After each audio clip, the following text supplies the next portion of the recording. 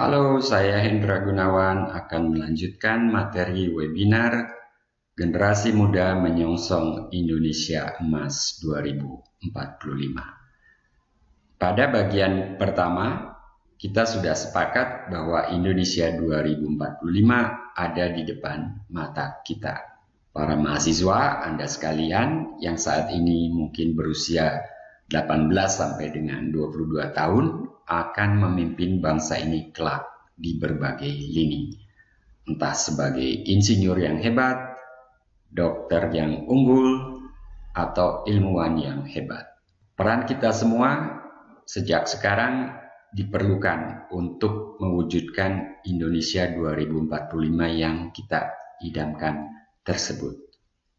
Nah, Anda pasti punya cita-cita menjadi insinyur yang hebat, dokter yang unggul, atau ilmuwan yang hebat. Tetapi memiliki cita-cita saja tidak cukup.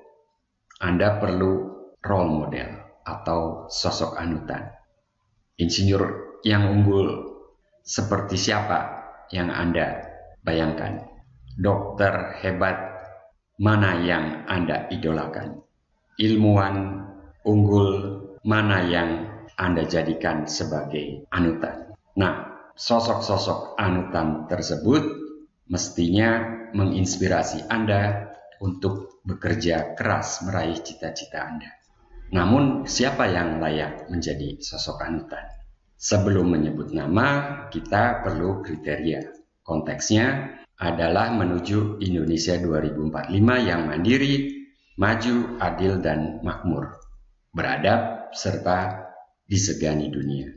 Dalam konteks ini, sosok anutan yang kita perlukan adalah warga Indonesia yang diakui oleh masyarakat luas, bahkan oleh dunia, yang telah berkontribusi besar dan luar biasa melalui karya atau upayanya dalam bidang-bidang yang menurut saya penting dan bisa dijadikan sebagai barometer. Yang pertama, dalam memperluas pengetahuan manusia dengan melakukan penelitian dan menghasilkan penemuan baru tentang berbagai aspek kehidupan. Ilmuwan dan dokter termasuk di sini. Sebagai contoh pada skala dunia, kita mengenal Isaac Newton, penemu teori gravitasi, dan Albert Einstein, penemu teori relativitas. Berikutnya, dalam menciptakan karya atau gagasan yang bermanfaat bagi kehidupan manusia. Para teknolog, inventor, dan inovator, serta pemikir termasuk di sini.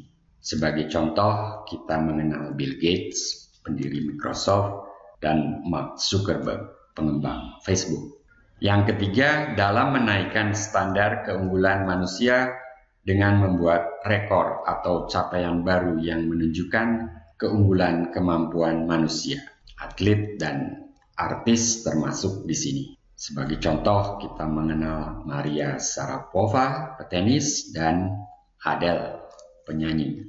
Yang keempat, dalam melakukan kegiatan kemanusiaan yang berdampak pada penguatan bangsa dan keharmonisan hubungan antar komunitas atau antar bangsa, para negarawan dan tokoh masyarakat termasuk di sini. Sebagai contoh, Mahatma Gandhi, seorang negarawan, dan Bunda Teresa, seorang biarawati aktivis kemanusiaan.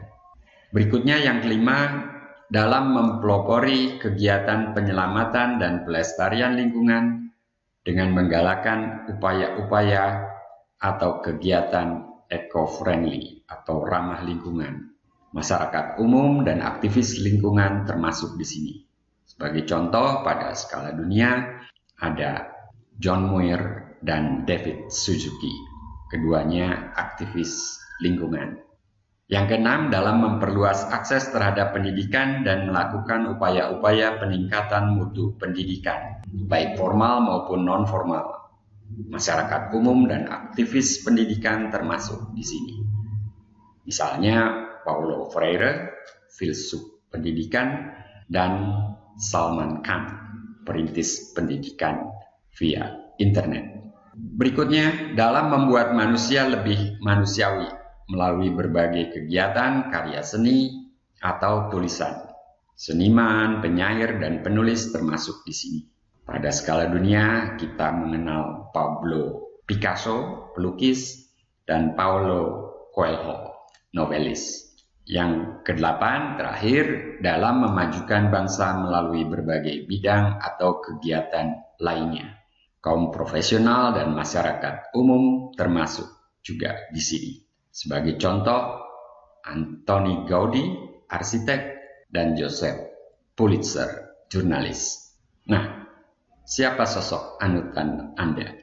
Cobalah mencari sosok anutan asal Indonesia yang diakui oleh masyarakat luas, bahkan mungkin oleh dunia, yang memenuhi kriteria tadi.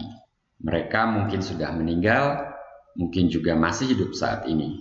Dengan karya atau aktivitasnya, mereka mestinya telah mengharumkan nama bangsa, walau mungkin tidak sehebat nama-nama yang disebutkan sebagai contoh tadi. Silakan pilih masing-masing siapa sosok anutan Anda.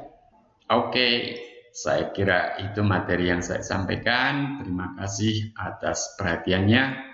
Untuk pertanyaan, komentar, tanggapan, konfirmasi, silakan menghubungi saya melalui kolom komentar.